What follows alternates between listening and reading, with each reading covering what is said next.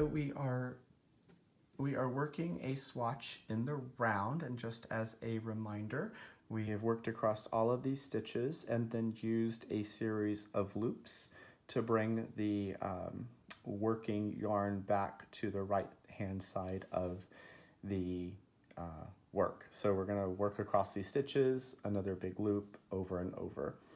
This is my main color, the gray. It's going to be held in my right hand, and the contrasting color is this blue, and it is going to be held in my left hand. So I've already done the loop of yarn and reconnected it and did 4 selvage stitches, which we talked about in an earlier video.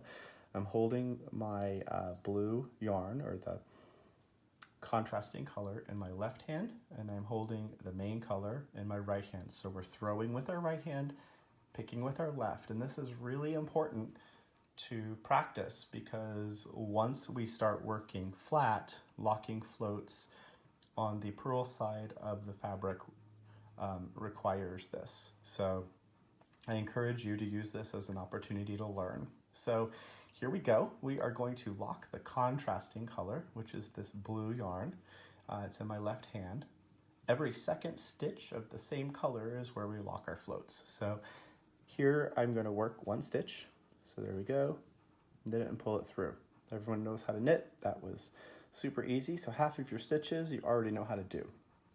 To lock the contrasting color, the one in your left hand, insert the needle as if to knit, and you bring that contrasting color between the 2 needles. So you see it's between the needles, and I'm not putting a whole lot of tension on it. I'm just holding it there and letting it lay across the needles.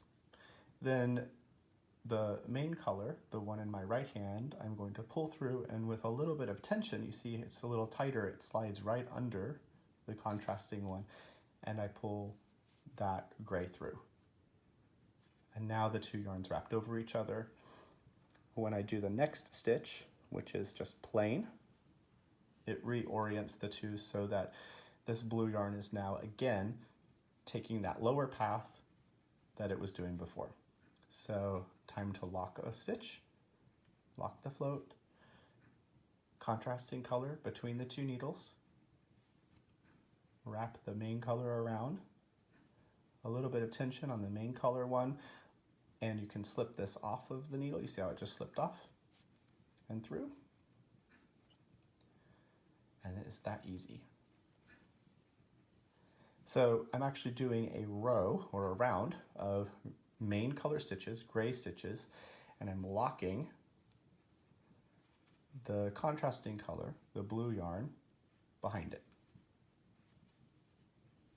So insert the needle as if to knit, bring the contrasting color, the float, between the 2 needles. I'm just laying it between the 2 needles. I'm not wrapping it around or anything, just laying it between. Then I take the main color and wrap it around just like I'm going to knit, because I'm going to, and pull just the main color through. Here's a lock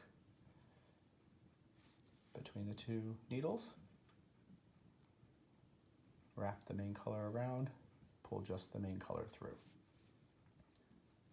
And one alternative I will show you is go in like you're going to knit. You can bring this contrasting color in front of both of the needles. It does the same thing. It's a little bigger of a movement, but when you do slip the stitches off, they both go back to the proper location.